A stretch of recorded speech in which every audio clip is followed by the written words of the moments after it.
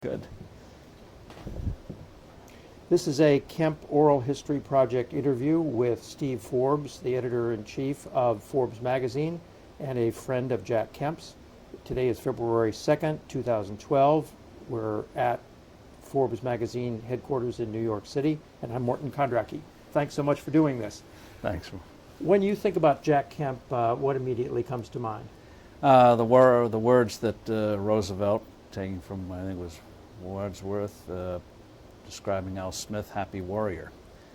Jack was exuberant, larger than life, and had that positive attitude, very American attitude. And when I first got to know him in the 70s, at a time when we were the malaise period, in decline, seemingly unconquerable inflation, rates going up, government getting bigger, the world getting worse. Jack was a breath of fresh air, sort of a younger Reagan. And the innate optimism and his own story on football, as you know, he was an athlete, but he did what he did in the pros through sheer grit. I mean, there was nothing gifted there. It was just sheer knock down, get up again, knock down, and just make it happen. That and his kids, I think, two of them went into football, did the same thing. There was no easy time. They just did it. And so the combination of grit, his interest in realizing economics as people, and coming up with ideas to make positive things happen. Well, this is it's a drug for me. What's your all-time personal favorite memory with him? Gosh, where to begin? The you good can and go on and on. the good and the crazy stories. Oh gosh, well, they're in no particular order.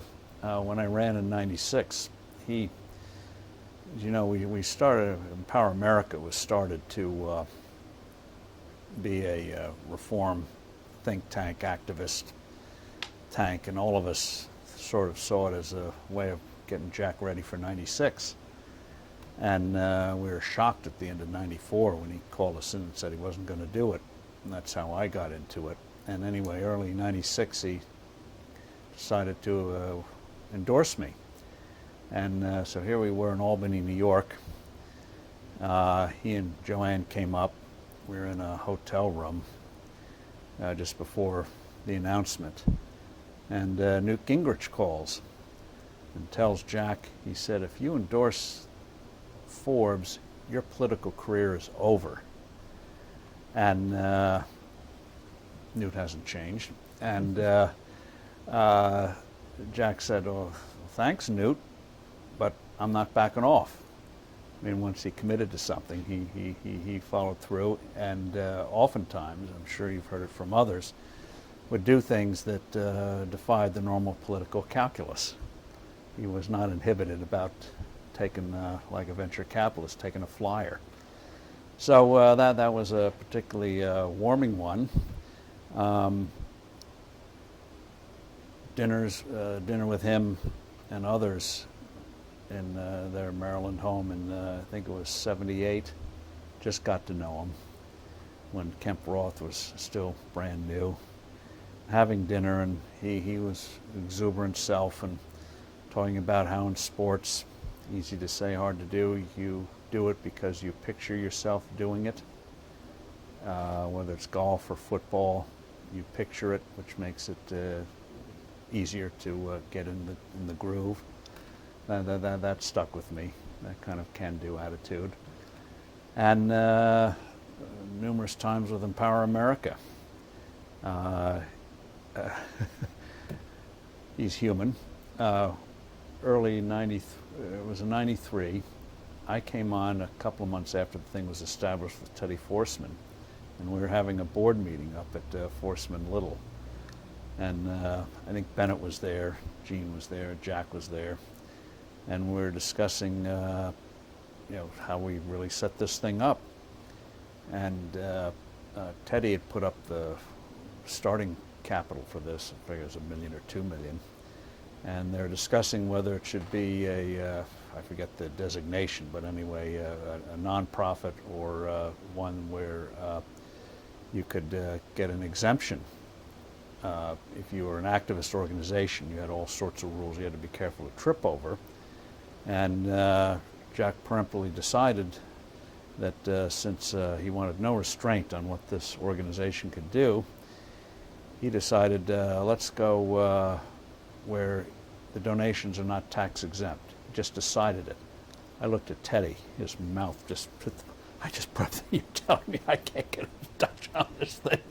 And Jack just barreled ahead, oblivious to it's cost me $500,000 or $1 million on this thing. That was Jack.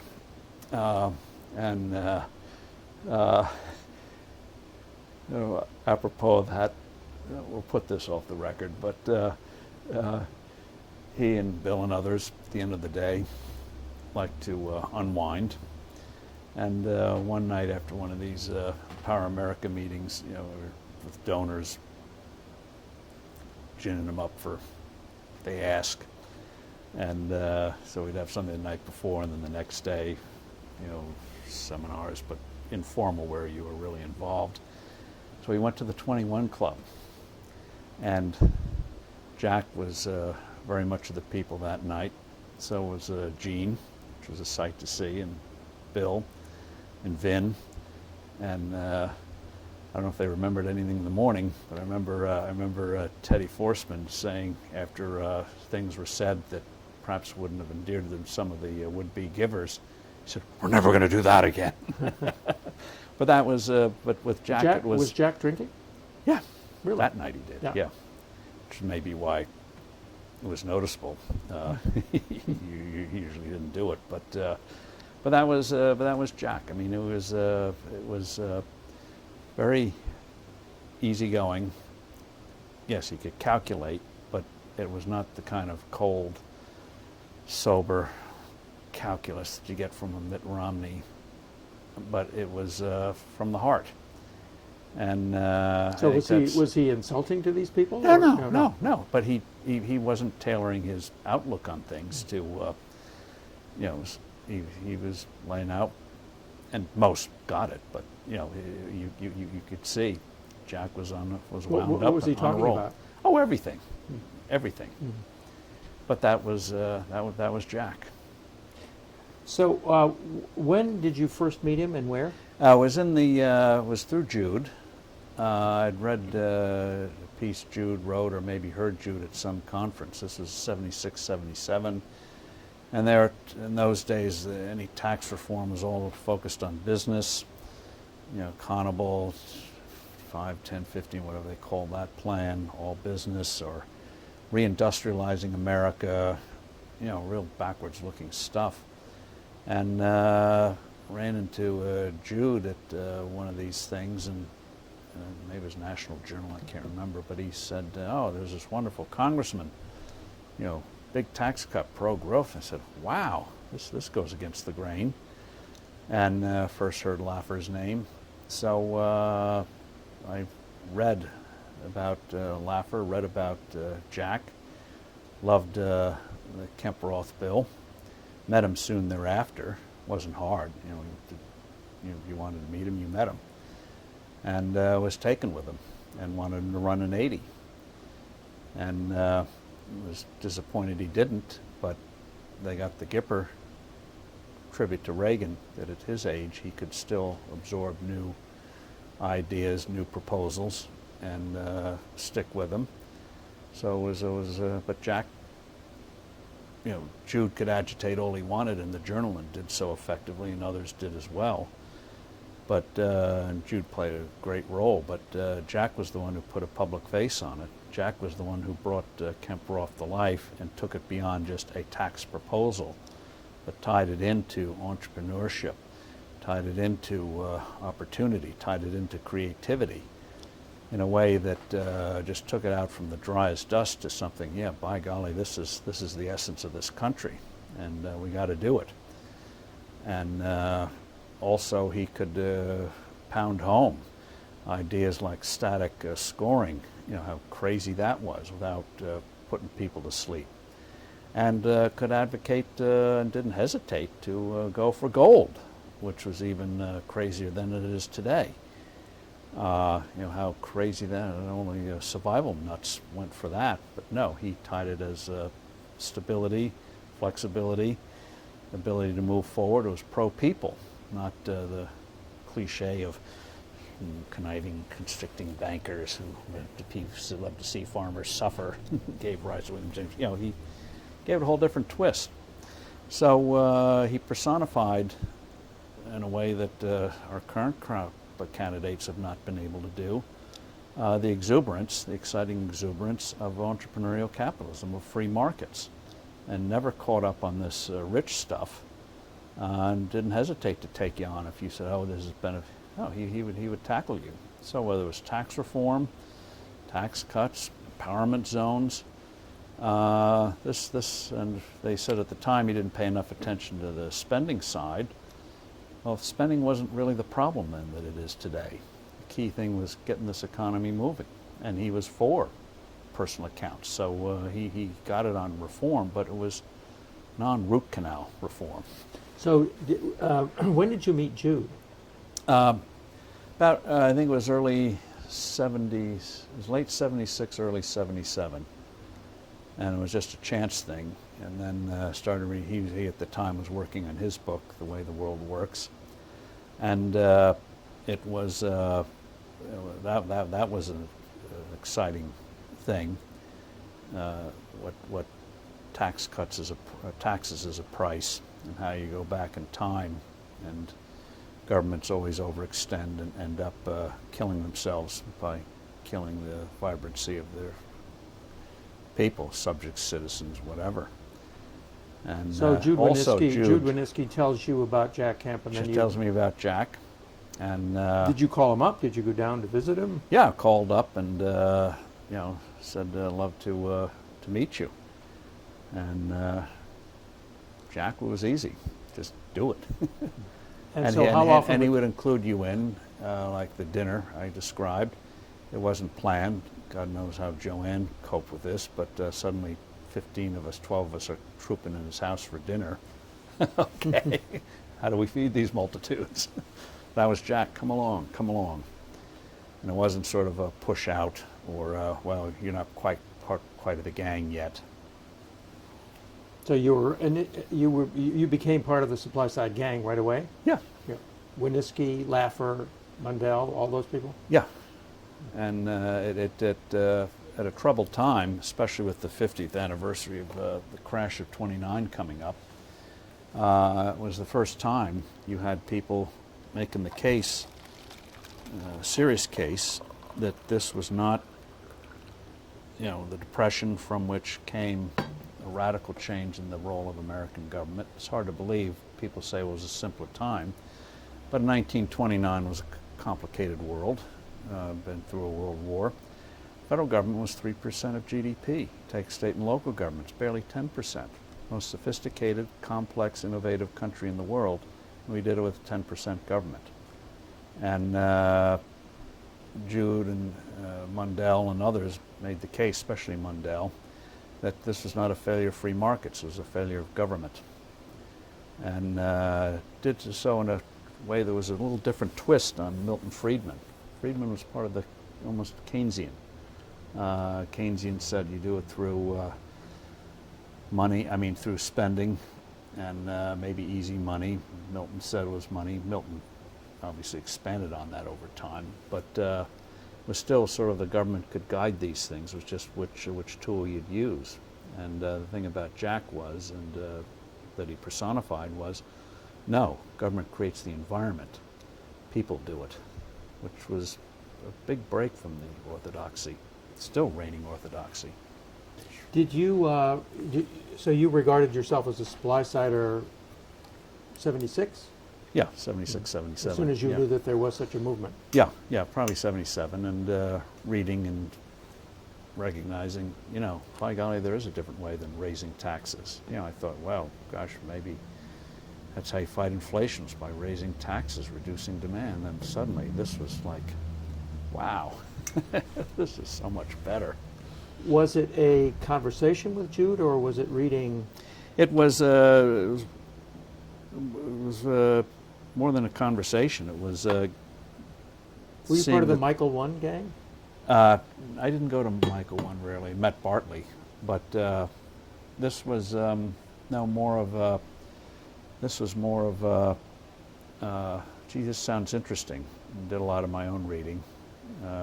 Did some work with Lou in 80 and 81, Lehrman Institute. They would bring economists in and you'd have round tables. Did a series of those for Lou. And initially it was taxes that attracted me.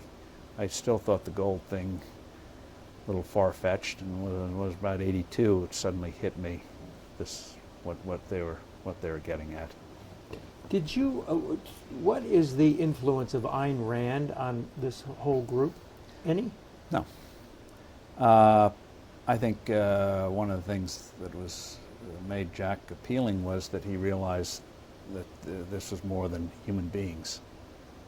And the spiritual side, which Gilder gets, Michael Novak gets, and it's not just a narrow rationalist thing. It's liberating by believing you're liberated, which sounds contradictory, but Jack, I think, got it. Did you participate in the Jeff Bell campaign in '78? I did. That was my first fundraiser. My wife and I did it at our house in Bedminster. I think it was $100 a head or $150, I can't remember. We got Doug Dillon to come, Treasury Secretary under Kennedy, and successful. I forget how much we ran up, but nothing by today's standards, but it was helpful for the election. Yeah. And Jack participated in that, right? Jack was, yeah. 78 was when you could really see this start to come together. You had Prop 13, you had Jeff Bell's victory over an incumbent in New Jersey. Even though he lost the general, the point was made. Things were stirring in a very positive way. So, yeah, and that's where it became, oh, thank you. You want any of this kind of poison?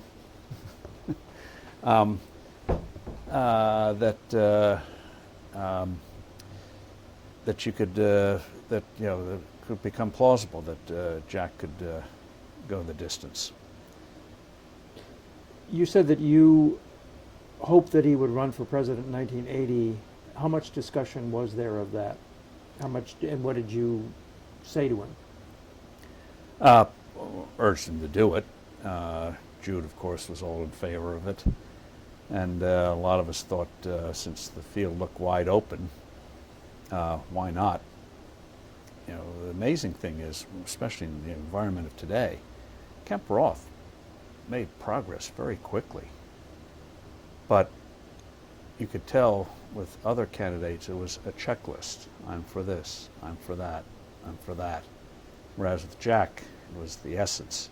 This was not going to be just tossed aside. No. So were you part of the Winoski-Laffer plot to get Jack to run so that he would end up vice president? No, well, I don't know what their thoughts were. I thought, I think at the time Jack was 44, 45, okay, just on the edge, but fine. Not the youngest to go after this. So why not? The whole world was being turned upside down and ripe for new thinking, ripe for overturning destructive orthodoxies. This guy could do it and do so unashamedly and do so in an appealing way, that you didn't feel you were, part of a small group, but by golly, this was a real positive movement. You worked for Reagan? Initially not. He was but what turned me on Reagan was when Jude and Jack went out and Reagan got it. And Reagan Sears got it, and so I said, okay, let's go with it. What did Jack say when you urged him to run? Did he say that he was thinking about it? Did he say that he was going to endorse Reagan? What did No, well, he was flattered, but he was enough of a pro not to commit to somebody like me at the time. and talked about got to find ways to move the ideas. Those were the important things. Politicos always say that. I think it was more true with Jack than others. His essence was ideas. Did you go to the '80 convention? I did. And were you Detroit. part of the Kemp for vice president movement? Such as it was. By that time it was clear, which is why I always talk of VP as silly now at this stage, because it's a very different calculus. Okay, here's the environment we are in. What do we do? And you remember this was when there was a huge movement to get Gerald Ford as a VP, was sort of a co-chief exec. Oh man, I remember that was a depressing evening hearing that. No, this is not what. Were you Ford was smart enough to know it wasn't going to work at the end of the day. Did you spend your time in Jax Sweet? I mean, were you around when this whole business was going down? No. No. Just a diversion, but did you go to Super Bowls? No, not when Jack was alive. No, I have in 'cause recent years. You know, but, he used to have these trips that he would sponsor, but you didn't take part in those. No, Okay. no. Okay, so between 1984 and 1988, he's basically gearing up for to run for president. What role did you have in the lead up to the '88 candidacy? Cheerleader. Willing to write, help out, but wasn't part of the inner discussion.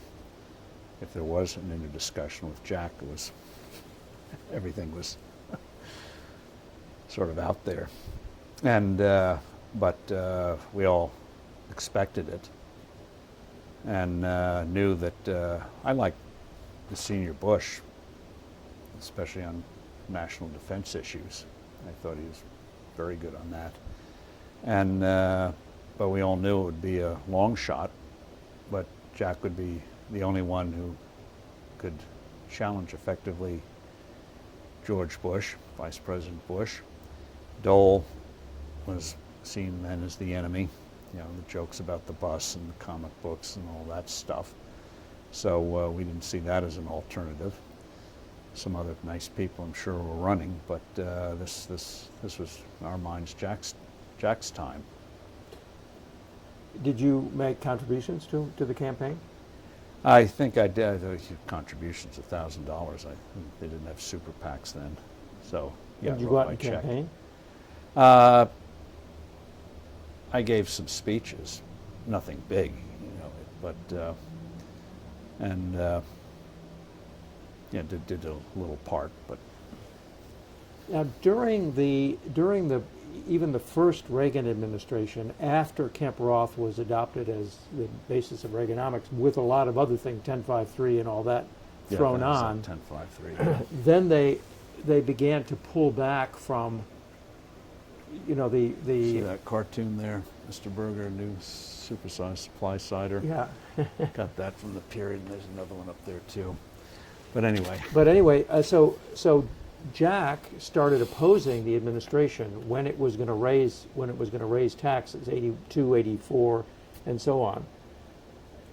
How did you feel about what he was doing? I thought he was doing the right thing. Now, in retrospect, you could say Reagan got a huge thing through, and this stuff was to make sure the big thing wasn't lost. And a lot of people who say, well, Reagan raised Democrats amazingly, now Reagan is their best friend, new best friend. Reagan, I think, recognized once he realized that you can't get spending cuts with this crowd. He learned 3 for 1. The tax increases come, but the spending cuts never come. That you make tactical moves and preserve the essence. Same thing when he did the deal with on protecting motorcycles in this country. The Japanese auto industry was, again, buy time and go for the big stuff. And even though a lot of us were antsy in 82 and 84, when it seemed like Baker was trying to maneuver, a grand bargain or something that happened in 90, 91, It didn't happen. And then miraculously came 1986, where Rostenkowski signed on. They all signed on. And they threw out a lot of tax shelters, fine. But to us, getting that marginal rate, unfortunately, the price was increasing capital gains. We all thought that was temporary. But getting the top rate from 50 to 28 in a bipartisan manner while cleaning up the code, okay, that's not bad. Were you at the... And then free trade with Canada. I mean, we take it for granted NAFTA, free trade with Canada today, but for 100 years, it was just considered no way you're going to get free trade between mammoth America and besieged, in their minds, Canada. But it happened.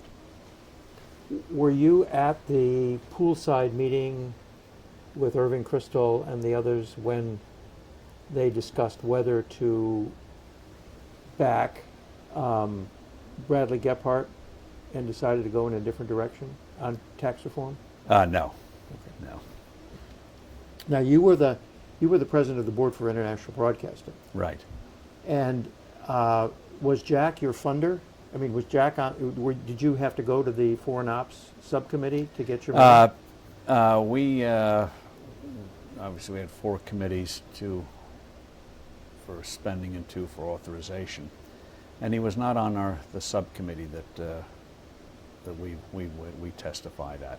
He was sympathetic to what we were doing, but it was a different set of players, entirely different set of players. Before he ran, he came to be critical of Reagan on foreign policy. In fact, called for Schultz's resignation.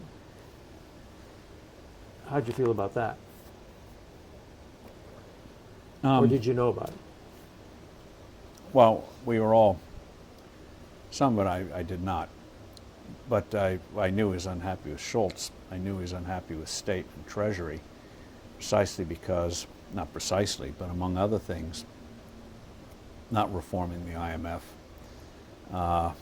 not having people in those slots that make international policy, so that you could not move to a gold standard. You could not move to the IMF, which is still stuck today to devaluations, austerity, get rid of subsidies, that's fine, but timing is everything in these countries, as we're discovering again with Egypt. So the frustration was very real. Baker, whatever his capabilities were, which were enormous, did not get sound money, did not really understand supply side economics. He thought we were kind of, crazy people. And so it was a source of frustration. And Schultz? Schultz, I never had I never felt he was the evil one at all. He wasn't as hardline as I was, but I think he also, even though a lot of things, in fact, I know he does not remember it, but I had a little fight with him on the radios and the funding. As the state was always trying to grab that money. But I felt, given the realities of the State Department and the Hill, you could do worse. And I felt Haig was his own worst enemy. And on the key thing, Reagan had this wonderful thing of focus on the big thing, which helped bring down the Soviet Union.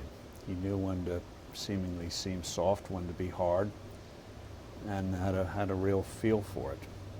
And even the people around him, Reykjavik, he knew when to be hard and when to be conciliatory. And clearly on the big stuff, Reagan was in charge. And this is a side thing, but one of my favorite Reagan stories is in the early 80s when Haig and others, the White House was in turmoil, fighting, everyone was at each other's throats, and I think it was Evans and Novak had an interview late 81 with Reagan and said, how are you coping with this fratricide? Reagan, as he often did in those situations, responded with a story. This is about the two psychiatrists. They go to work together, young one and an old one. At the end of the day, the young psychiatrist is just drained, draggled, loose tie, hearing all these terrible stories. And the older one is as serene and as calm and cool at the end of the day as he was at the beginning. Finally, the younger psychiatrist said, "How do you do it?" The older psychiatrist said, "I don't listen." So Reagan knew when to listen and when not to listen. Did you go to the '88 convention? Yes. Now, there was some hope at the '88 convention that Jack would be George Bush's vice president. Were you around for that? I talked to Jude and others, but I wasn't too optimistic. Bush had won it. He nearly faltered in Iowa, which killed Jack, unfortunately, in New Hampshire. So I thought it would be a pure calculation. I did not think it would be Dan Quayle. It was Indiana. We all thought Lugar, maybe Thornburg in Pennsylvania, but not Dan Quayle. But I didn't think it was going to be Jack. What about during the HUD years? What was your connection when he was at HUD? I would see him frequently, and we were always trying to push him. It's amazing when it's not your life how free you are to give advice. Why don't you run for senator when those two seats came up in California? Why don't you run for governor of California? You could win out there. It was only in the late 80s, we think of today, California hopelessly blue. Until the late 80s, California was a very red state. Duke Majan, it was very much a Republican state. Jerry Ford carried it in '76. Nixon in '60. So it was a reliable Republican state, but you could see in the late 80s something was shifting there. And we felt that at the time that Jack would be a better governor than somebody like Pete Wilson. So we're always pushing him to do something. Who's we?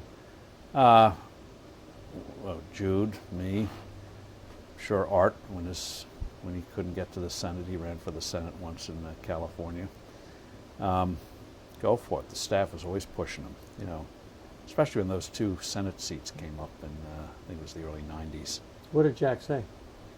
He said he didn't want to do it. I think '88 took a lot out of him.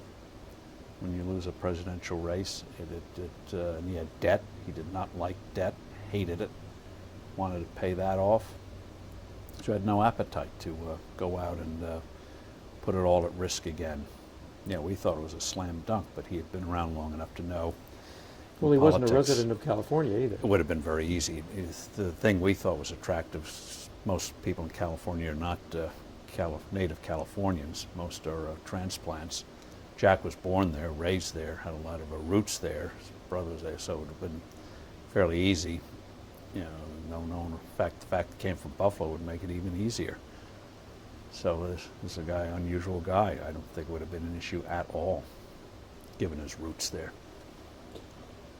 So he describes himself as a bleeding heart conservative, and he believes that government has a role to help people. He wanted government to do things. You seem to be more of a small government guy. So did you have discussions about that? I thought Jack had the right approach at the time.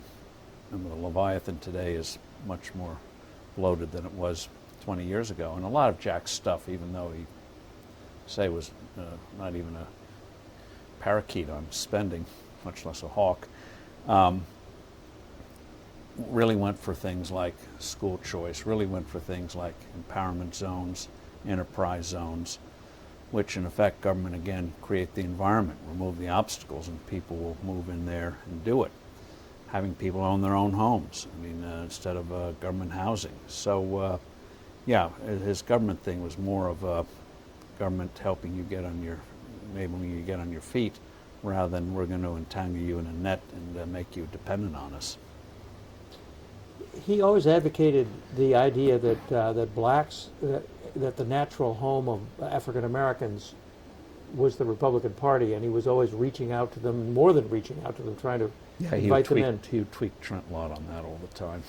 What did he do with Trent Lott?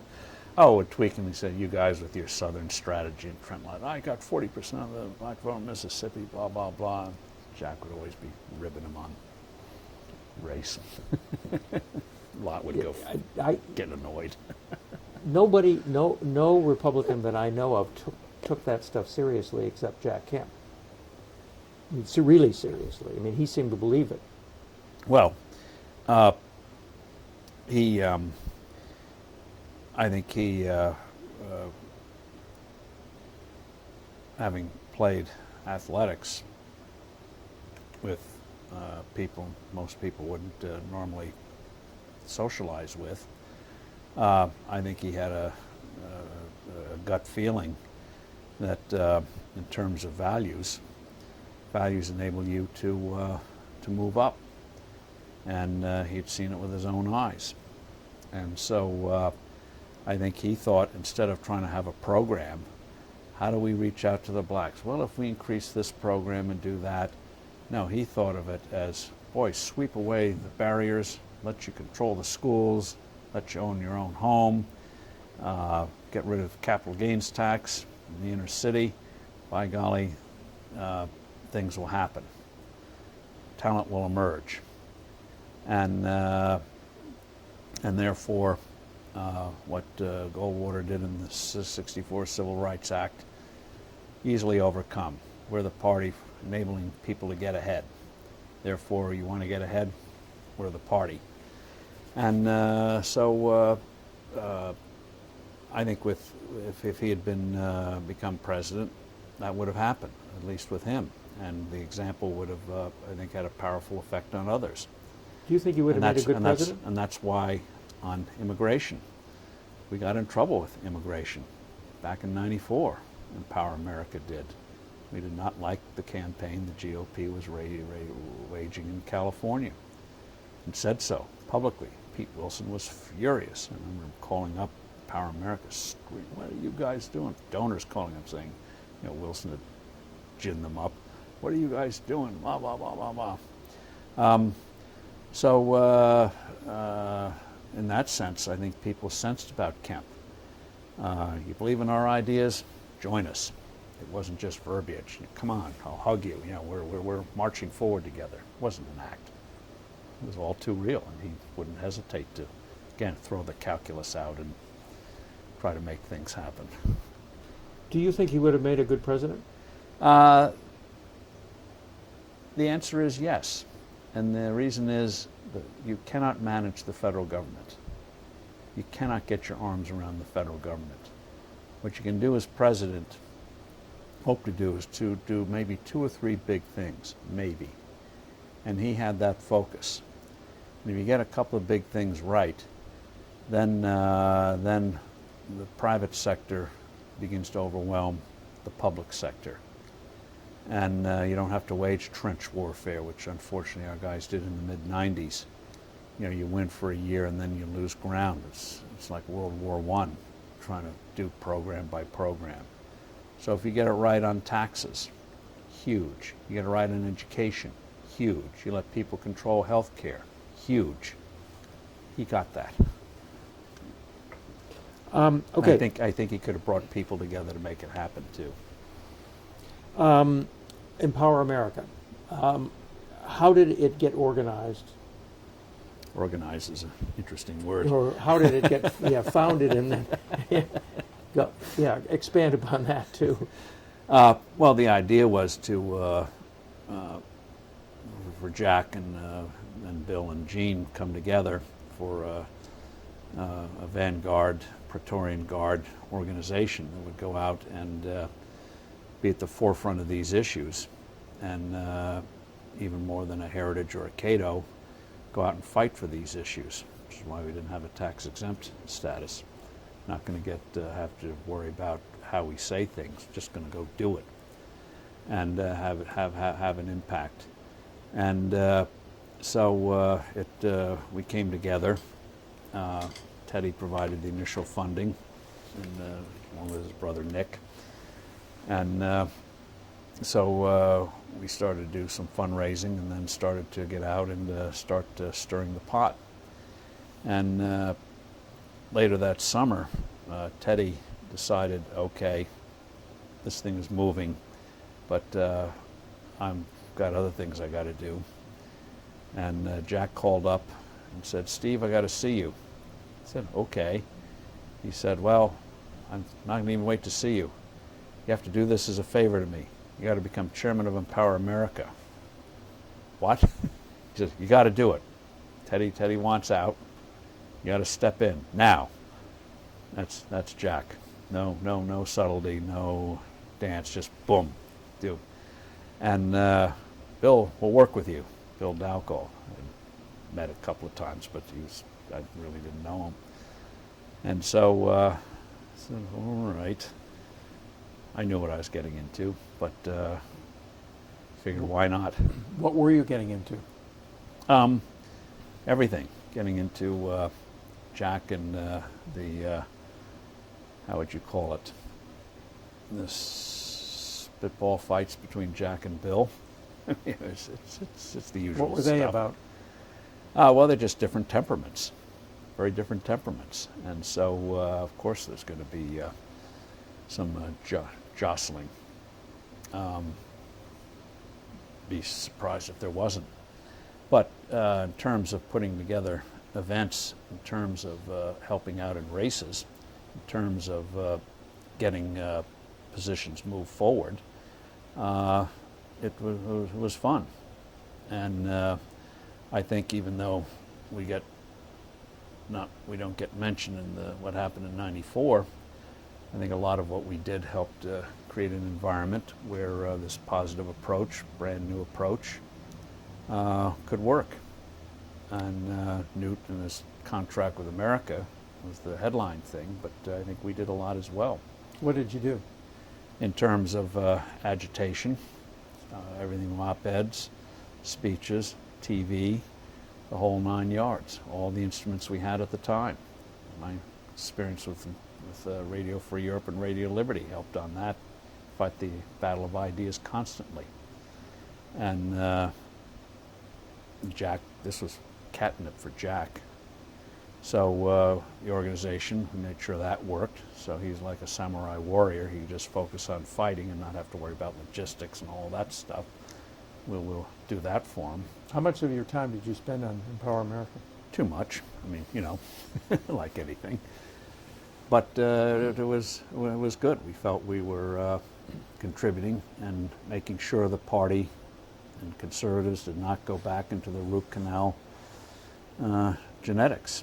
Kept that Reagan-esque, positive, Kemp-esque approach of optimism and creating an environment where humans can prove themselves.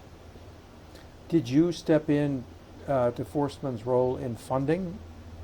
Not writing checks. I always felt, being of Scottish descent, persuade others to write the checks, which is good because then people have a stake in it, and therefore it builds on itself. You build cadres, you not only have a donor list, but resources when battle needs to be fought.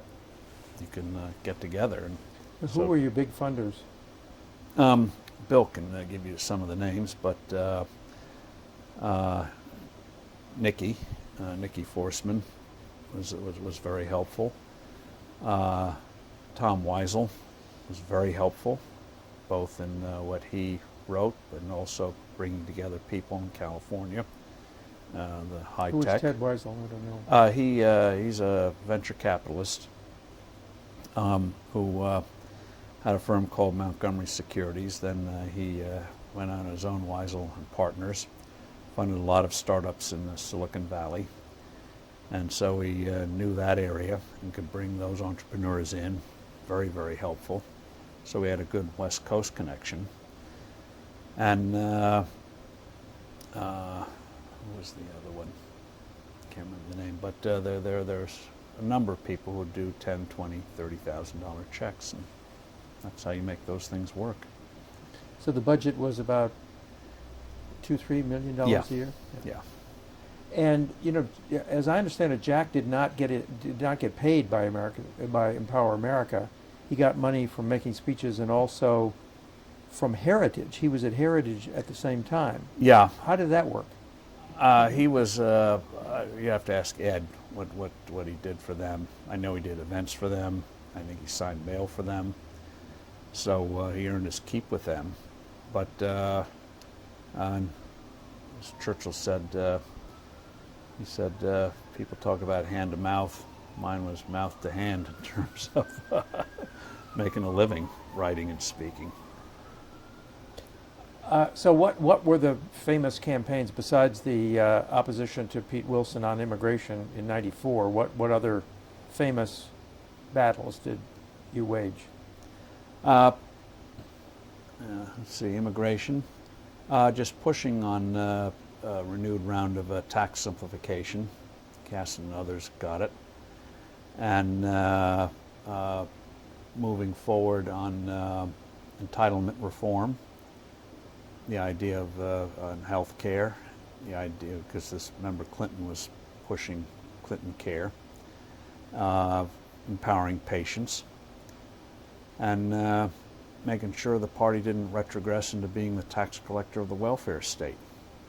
So it was nitty-gritty stuff. And it really, we had good momentum, and it wasn't until '95 when Newt took over as Speaker that I think the initiative passed from our hands. He and Dole were now in charge, and that's where the action was on Capitol Hill. And I think the two disappointments we had, first meeting with Newt was an experience. Professor Newt made Jack look like Romney when it came to organization. This is after Newt becomes Speaker? Yeah. You all had a meeting with him? We met with him a couple of times to go over things. How could we help? Don't know who that is. How could we help? And I think the thing that sort of disappointed us was that he was not the enthusiast about tax cuts as we were. We thought we'd laid the groundwork, working with candidates, that repeal the Clinton tax increase. Just repeal it. Say we're starting over. And Newt wouldn't do it. It was spending, other things, which is how he got caught up in Medicare. And they never changed static scoring, which to this day is the bane of trying to get effective tax reform. Didn't do it. So Newt in those days was a conventional. He was more than a Republican? conventional, but No, he's not conventional. That's for sure. in any stretch of the word. I mean, moon colonies, okay. Great fodder for comedians about who you send to the moon. But anyway, the tax thing was not a priority. In that sense, it was more like Phil Gramm. Reduce the budget. Did some positive things like obey the rules that you pass for other people. First thing I think they did when they organized Congress in '95. So there's some very, very good stuff there. But I think all of our lives would have been easier. And I think the counter-revolution that started in late '95, '96 would not have happened if we had done the tax thing. What was the counter-revolution of '95, '96? When the spending cuts we achieved, started to come under attack. Clinton, even though he said this is the year of big government is over, they had already raised money, Morrison and others, to start hitting Republicans in '96. And we had overplayed our hand or didn't play it right on the showdown with Clinton on Medicare. Newt was complaining about this seat on the airplane instead of focusing on the big thing. Reagan never would have done that. So the momentum was lost. and you knew the bad guys were regrouping, which again is why on budgets you don't engage in trench warfare. You hit the big things, you've hit 3/4 of it, and the rest you can do piece by piece as long as you get the big ones done, because not only you get them done, but they're popular. Tax simplification, cuts, popular. Kemp understood that. You own your own Social Security, your own capital, creating capital, popular, not taking something away. Was Kemp in favor of private Social Security accounts? He was favorable, I think, to the notion of it, how you do it. He never made a big campaign out of it. But. No, but he loved the idea of people having their own capital. And so it would have been a means to an end. So supposedly his differences with Bennett were over poverty and welfare and stuff like that. Do you remember any of that? I just remember I think it was less over policy and just the fact you have two very strong, vibrant personalities. Did there have to be a unified position out of Empower America under both of their names? And so was it was an ego thing of who was going to be out front? I think again, you've got to talk to Bill on this. Bill Bennett and some of the people who saw the firing between the two in the office and the DMZ, the Green Line, Power America. I think Bill thought that Jack didn't fully appreciate the cultural issues that Murray's talking about in his new book, Fishtown versus Belmont, that he didn't appreciate. You just don't get rid of capital gains and everyone suddenly is Steve Jobs. So Bennett was right, but Jack was also right. So I think it was different emphasis. I think Bill was weighed down by a deeper understanding of the imperfections of human nature. Whereas Jack, all right, we're imperfect, but let's go out and do it, and not get hung up on it. What was Vin Weber's role at Empower America? Advising and strategy, and making sure we kept on track. And was Jean Kirkpatrick around at all? Yeah. Oh, yeah. Was she in residence at Empower no, America or at she had her own thing. Yeah. But in fact, in terms of foreign policy, since both Bill and Jack were more focused on domestic, she sort of had a free run at it. There was no female Bill Bennett to joust with her. Right. What did Dick Gilder have to do with Empower America? Helping finance it. Also understanding the ideas and willing to proselytize. Yeah.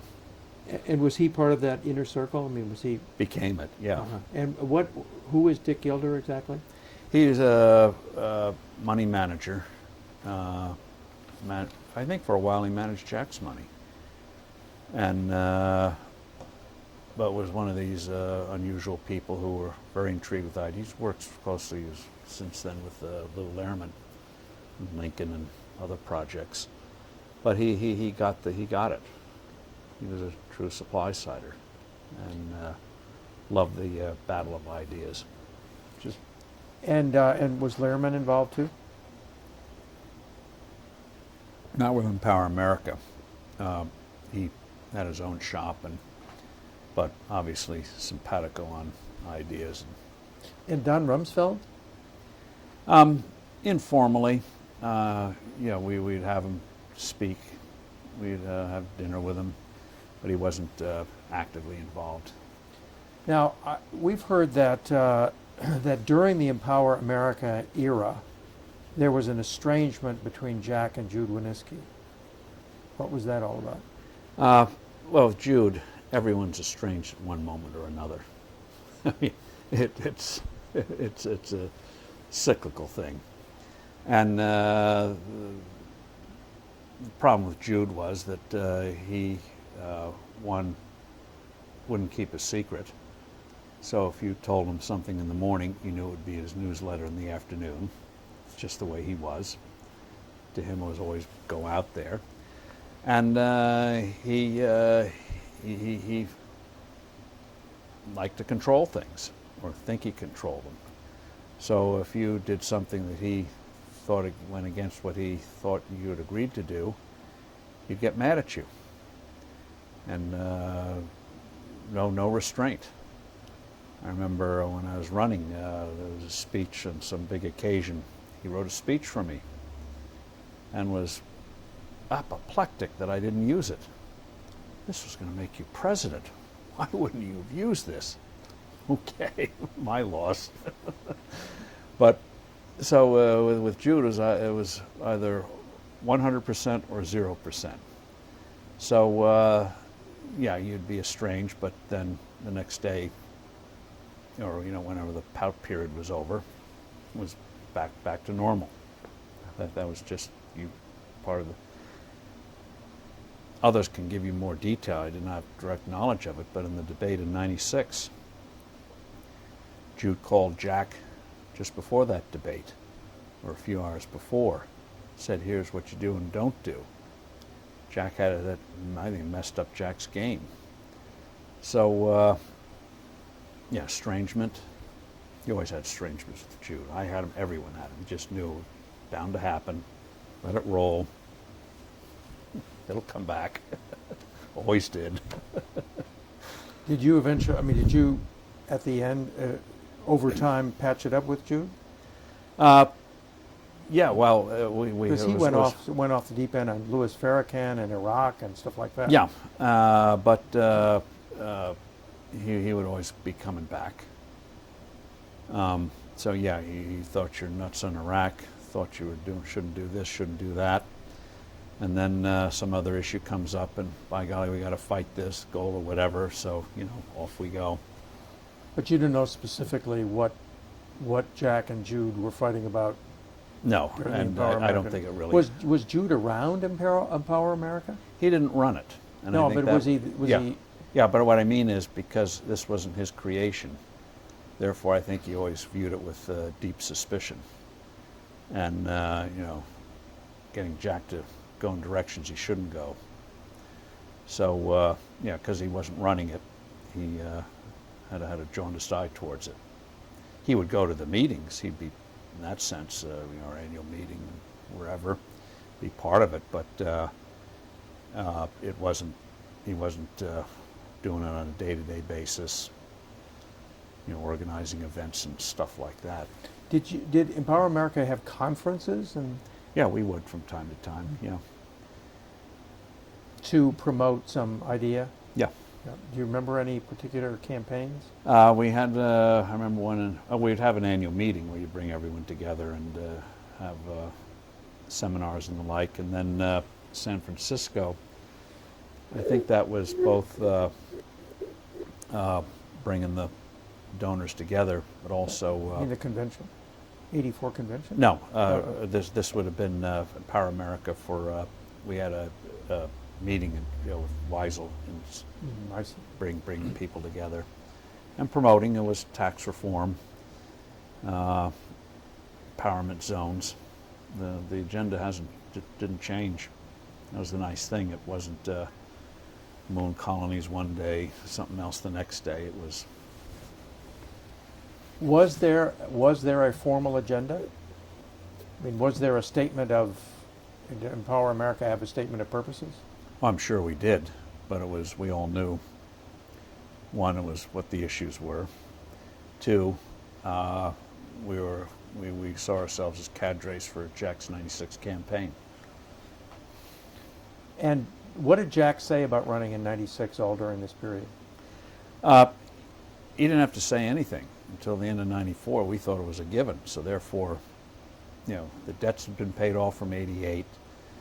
He had served his time in the Bush administration, survived that, did not kill Baker.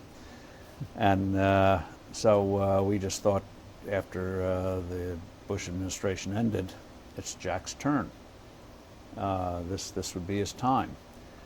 And as Clinton got in trouble on nationalized health care and the like. We thought, boy, this is going to be a natural. No way Bill Clinton's going to out-people Jack Kemp. And Jack has the right ideas, but not coming across as Scrooge.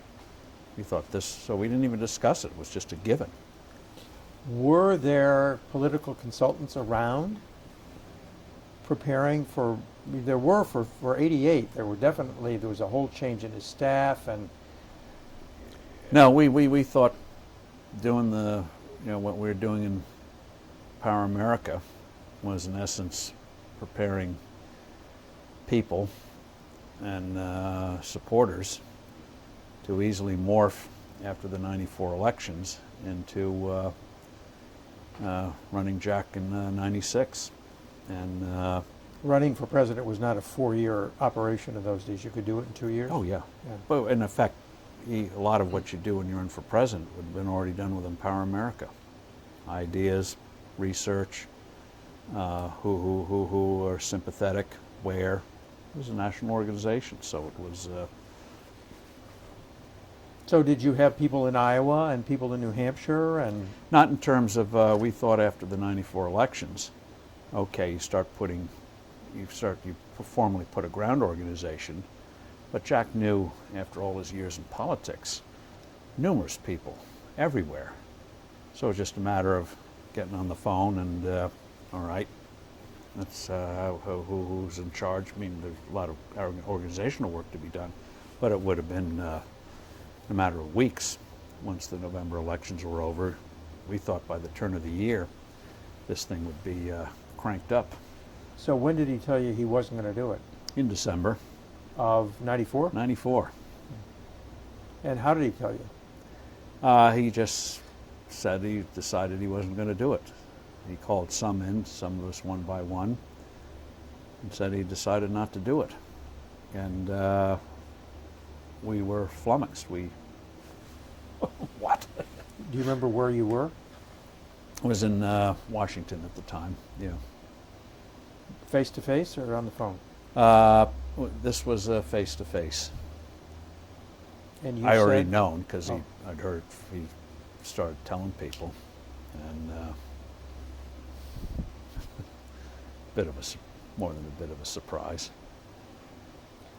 So how did you get into it? '96. Well, when he dropped that bomb on us, all of us are looking around at the field. Who's the most Kemp Reagan-like candidate out there? And I couldn't find anyone. So I think it was my grandfather's example. He wrote about entrepreneurs when he was a business reporter, and then when he did and then he decided he wanted to be an entrepreneur too. Started the company 95 years ago. So Jude suggested it, others suggested it, and we thought, yeah, somebody's got to raise the banner. So, as they say, one thing led to another, totally unanticipated. '94, we would have said, you're nuts. We got our guy. When did Jude talk to you about it? When what? When did Jude talk to you about it? I mean, by legend at least, Jude was the one who nudged you into doing it. Is that true? He was the first, but others were mumbling it too. And now, so you too can run for president. Jack did not endorse you until March of '96. Yeah, I think it was either late February or March. I can't remember. When the game was half over, or more than half over, right? Dole had won a whole bunch of primaries. Jack had indicated that he might do it before Dole had won in South Carolina, which was when he started to solidify the thing. I'd beaten him in Arizona, and he came back in South Carolina. And we all thought one of the things Bob Novak did in June of '95 is he got Jack to promise that he'd back me. And so it's just a matter of when we could get the thing done. Run through that scenario. What happened now? Bob Novak, who was very close with Jack and Jude, pinned Jack down. Jack was sympathetic to when I approached him about running, but he wasn't going to immediately commit to a... When was this? When did Novak elicit that? It was in the summer of '95, I think around June or July, before I announced. He said, if he does it, are you going to back him? And he wouldn't let Jack wiggle away. Where did that conversation take place? Not sure. Did Novak report it? No. So Novak No, was Novak, you'd have to check the clips. I think he put it like sources say Kemp is, very sympathetic, the kind of, but he knew that, he knew enough never to say it until it's done, but he hinted that it was going to happen. So Novak was in effect acting as an operative as much as a... Both. Yeah. Making his own news. And was Novak favorable to your candidacy too? Yeah. He figured somebody's got to fight these things. It's not just spending, moving a legislative calendar. So give me the order now. Iowa, who wins Iowa?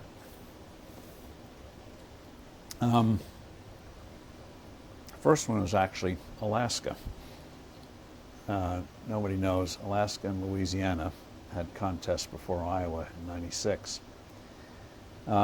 Alaska had a peculiar two-day caucus. They had 20% of the state or 25% on Saturday, and then the rest on Monday or Tuesday. Why they did it that way, I don't know. On Saturday, those caucuses I won. These are the things they never report. Then the Dole camp and the Graham camp said, we can't have him win Alaska because he's competitive in Iowa. So they threw their support to Pat. So Pat narrowly won Alaska. Pat Buchanan. Yeah, I finished second. Pat won beat Graham in the caucuses in Louisiana. He competed there, we did not. And then Iowa, Dole won Iowa, but by a small margin. It was not an impressive victory. Who was second? Buchanan was second, Lamar was third, and I was fourth. Then New Hampshire, Buchanan wins. Dole is second, Lamar third, I'm fourth. Then came Delaware, I finished first. Dole was second, Lamar was third. Buchanan did not compete there. Then came Arizona, I was first. Dole was second, and Buchanan was shocked that he was third. He thought he was going to win Arizona, and Lamar was far behind. But why didn't Jack come out and endorse you at the get-go? I think it's one thing to endorse somebody for governor or senator. For the presidency, which he'd been through, and therefore he knew this was an entirely different experience, which candidates take a while to grasp, which is why, for example, Rick Perry got off to such a rough start. What he did in Texas worked. You can't do that nationally, and so by the time he got his footings, it was too late. And so I think Jack wanted to see, is this thing for real? Can he put something together? It's one thing to say you're going to do it. Are you going to get any traction? Or is this going to embarrass the cause? People say, well, you backed Kemp's policies and you failed, therefore you end up hurting the cause instead of trying to nudge a Graham or somebody into moving on taxes and not just on spending. Were you disappointed that he didn't endorse you from the get-go? No, I was delighted that he had made the commitment to Novak. How did you find out about the commitment to Novak? From, not directly from Bob, but via, I think it was either Bill or Jude, or Linda, I can't remember which. Who's but anyway, Linda? Linda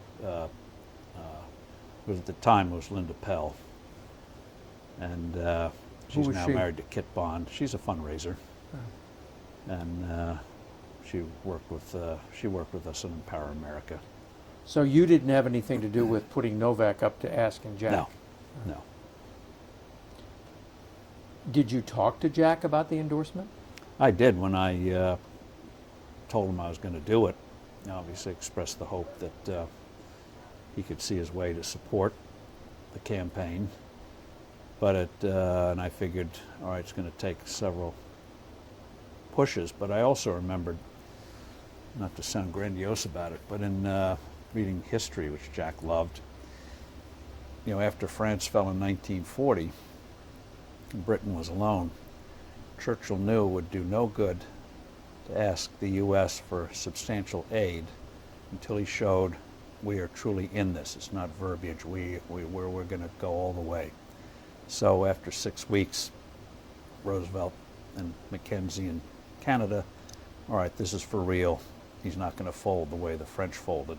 We'll give the aid. And I think, so I felt, well, with Jack, you'll want to see, can we put it together? Can we get traction? How well will I do in the public square debating these things? And if we show that this can go somewhere, he'll be helping out. Did you consult with Jack as you were campaigning? I would occasionally give him a call to give him a progress report, but I figured others would. I knew others would apprise him of what was happening, and so let the thing mature. What about Kemp's friends? Did Vin Weber support you? He was sympathetic. Bob Kasten came on board formally, very helpful. So a lot of those had supported Jack in resources. Dick Fisher, or I think people like Tom Weisel was helpful. So yeah, but again, I could understand why they would want, the Missouri attitude. Show me, show that this is for real. You're not going to embarrass us by, and you can see it today. I mean, how you can rise up and down. I mean, it's a very different arena. and Bill Dulko, who obviously had been Jack's chief of staff, was your campaign manager. Right. So, I felt there were no lack of lines into Jack.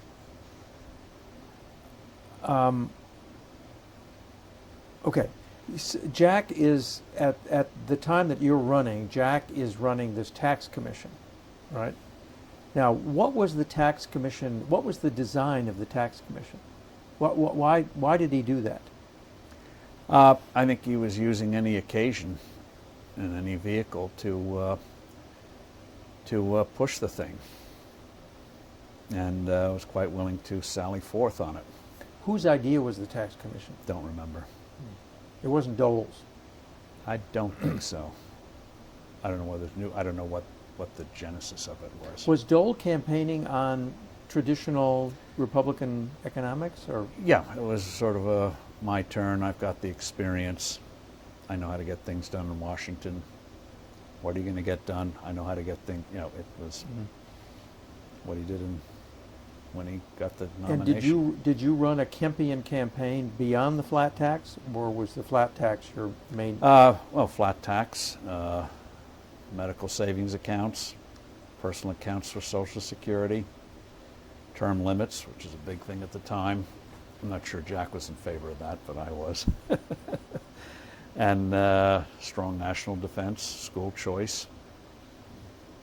So yeah, it was a full bore. Your flat tax, 17% across the board, no capital gains tax, right? No tax on dividends and interest.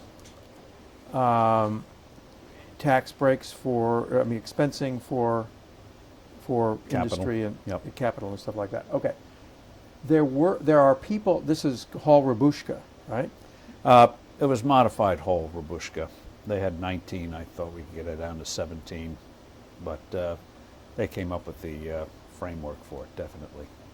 Now, as you know, Bell, Mueller, Lehrman viewed this tax plan with skepticism because they said that this would essentially eliminate taxes on capital, therefore putting all tax on labor, and it would be distributionally skewed to help rich people, and therefore it would be a political loser. Did you ever have a discussion with Jack or any of these other people about this? Not really. I knew enough about it so I felt I could defend it. And I designed it in a way so that everyone got a tax cut, so we would not get into those kinds of arguments. And distribution, again, is a sort of a static mentality, and that ultimately the consumer pays all the taxes anyway at the end of the day when you buy something or you don't. So, and the only way somebody could accumulate capital with the kind of code we had was if you started your own business. There was no way under this current code that on salary it's extremely difficult to build up real capital. So I felt by slashing your rate, having those generous exemptions, at the time was $36,000 for a family of 4, and no tax on your capital, so it's sort of a super 401k, Roth, whatever you, IRA, whatever you wanted to call it. Remove all the restraints. Everything is an IRA. Then you can start to have a chance to put together some capital. So I thought it was a capital creator and a liberator from what the Japanese call the salary man, that you can get something. But would not the distributional effects be way skewed toward higher end? I mean, well, as no, in no, Mitt no Romney more. would have a pay zero tax. Well, no more than you could make the same argument about Kemp Roth. 30% on somebody in the 70% bracket is a heck of a lot more money than 30% making $5,000 or $10,000 a year. And in terms of capital, everything gets taxed. Either at the business level, if you want to have the company pay the tax or the individual pay the tax is paid. And that, you know, how do you get capital gains? It's from the prospect or a company making a profit. Right now that's taxed at 35. One thing Romney finally glommed onto is his 15% rate is post the company, especially with a startup, paying their tax. So what was your corporate tax rate? 17.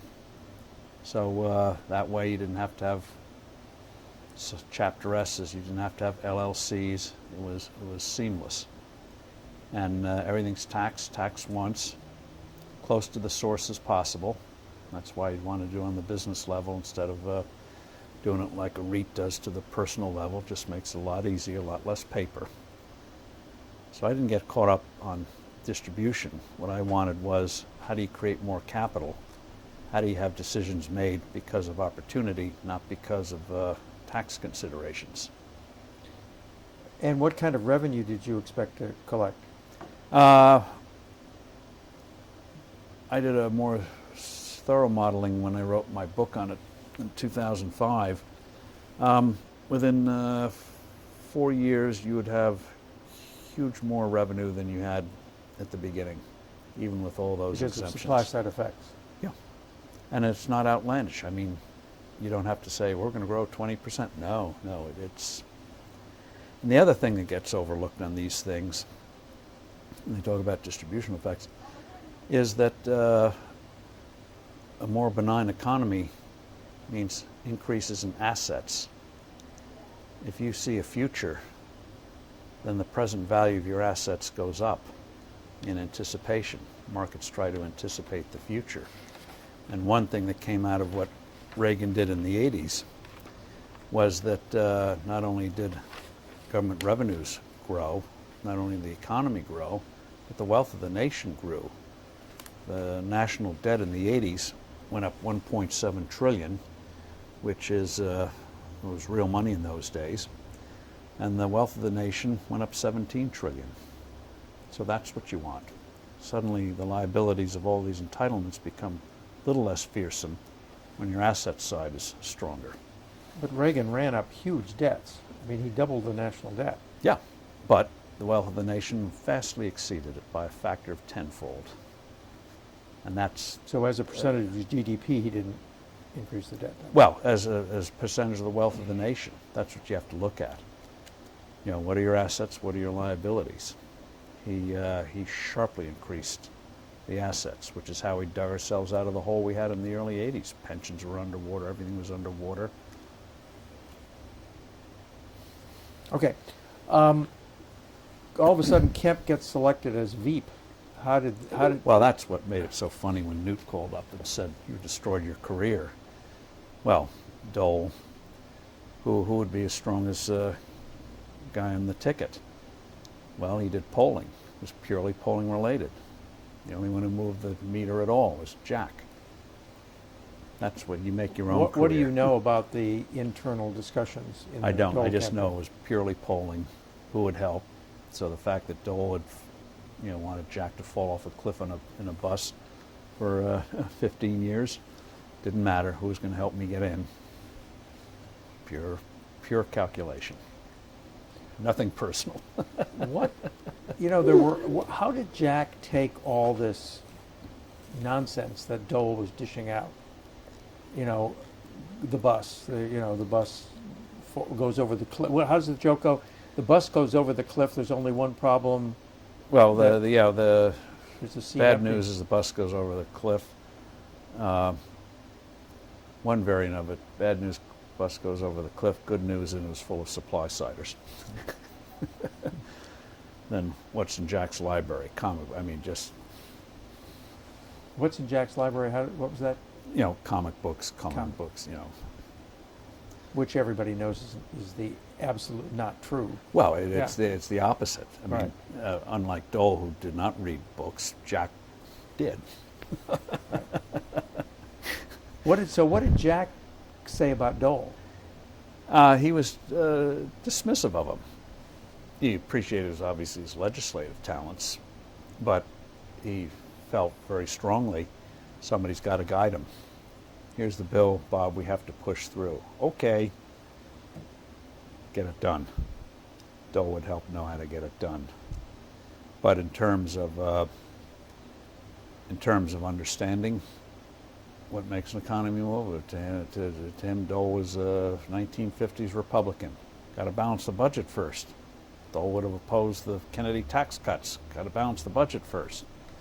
Don't realize you create a vibrant economy, you can put finances in order.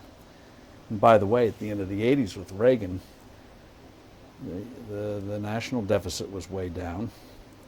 And if you take state and local surpluses, which existed at the time, government books are about balanced. It wasn't askew at all. And a much stronger economy. So were you surprised when you heard that Jack was going to be the Veep? I was very surprised and then excited. Okay, this might work. And then, not to bore you with it, but Dole came up with a tax plan. Convoluted, but was a move in the semi-right direction. We all met, I think, in Chicago, all of us lined up.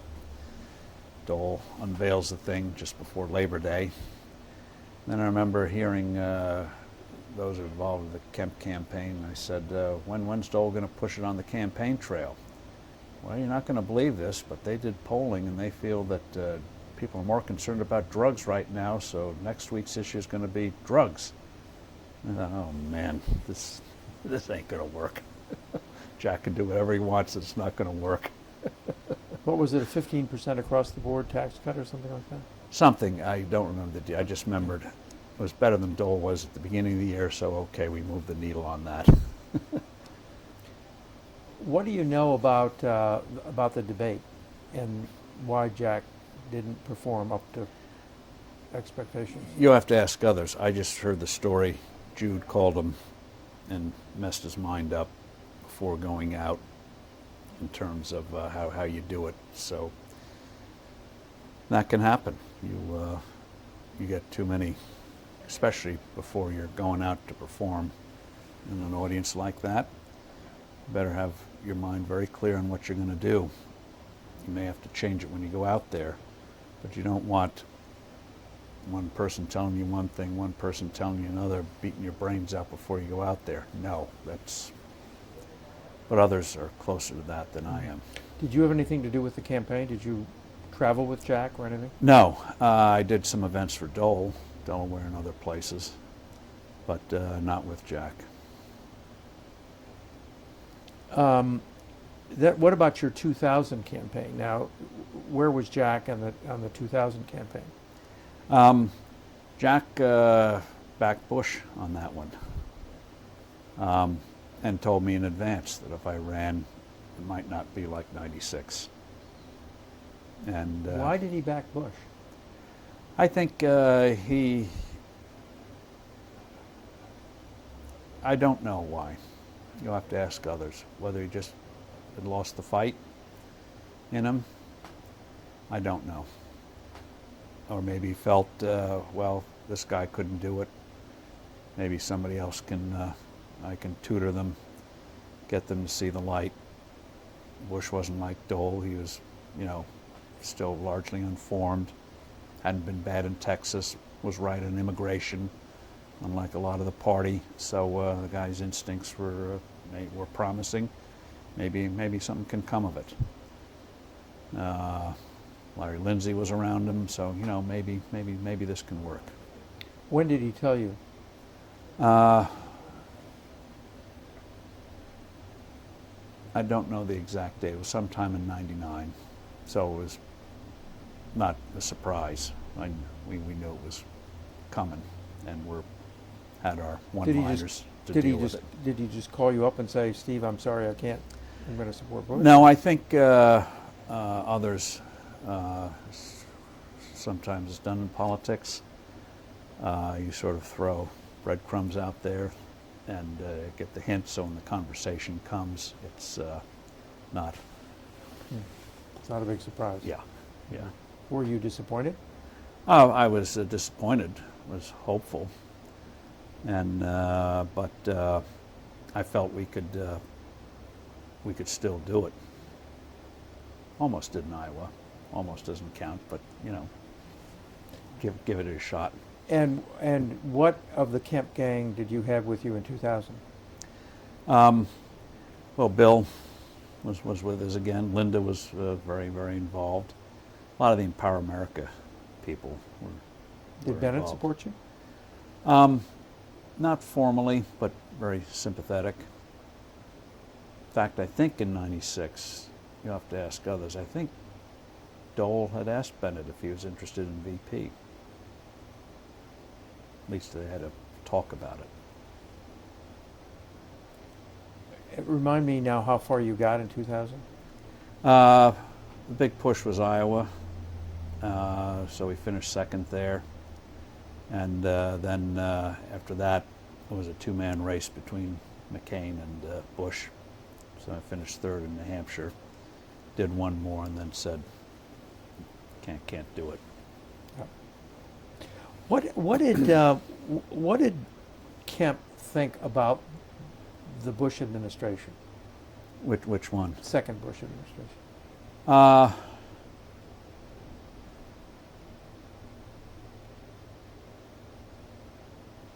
Never really got into deep discussion, but I think it was a feeling they could do more. There was a lot of us were hopeful when Hubbard, was it 2002, 2003, they started to move on doing away with taxes on dividends and getting away from the crazy tax cut they did in 2001, which was useless, phased in over 500 years, useless. 2003 really was good stuff, worked. And so hopeful that this was a harbinger of more to come. which it wasn't. Because? The what? But why wasn't it? Why didn't did they not get it, or? I don't know whether Supply side, or? when Glenn left. I don't know why it didn't. Okay. Problem was the Treasury. None of the Treasury secretaries understood supply side economics. And the other thing they did, which was, I don't think to this day President Bush realizes how damaging it was weakening the dollar. That did not have to happen, and you would not have had a housing bubble if the dollar had been stable, or certainly not to the scale that. Well, that brings us to monetary policy, which I'm sorry we've delayed so long. But since a gold standard was so much a part of supply-side economics from the get-go, why didn't it ever get traction? Well, I think the feeling was going to happen. It would be with Reagan. It did not. He got a lot of other things done. The tax thing, deregulation, winning the Cold War, not bad. And but they did not get around to the monetary side. And the problem was, even though Reagan was sympathetic, no one else was. It was a classic case of, you may have a great idea, but if the environment is not right, it is just very, very difficult to do. Every economist has been taught gold is a relic, caused or deepened the Depression. Only gun nuts and some others do it. And so the work that Mundell's done on it, but Hayek, Mises, and others, just flies by the boards. It's coming back again, because we see what happens when you don't have a reliable anchor. You saw it in the late 90s. I remember Greenspan was furious when I was in Iowa, was denouncing the Fed for the collapse of commodity prices. They'd inadvertently over-tightened. And Greenspan sent the word out that you should not attack the Fed. It was like attacking the Supreme Court, as if this was created by the founders. So the environment could have, in the early 80s, people knew what was happening could not continue. Just as in 86, you could have put a flat tax in 86, or you come close to it. And after that, you're going to have to wait another generation before you could get the right environment.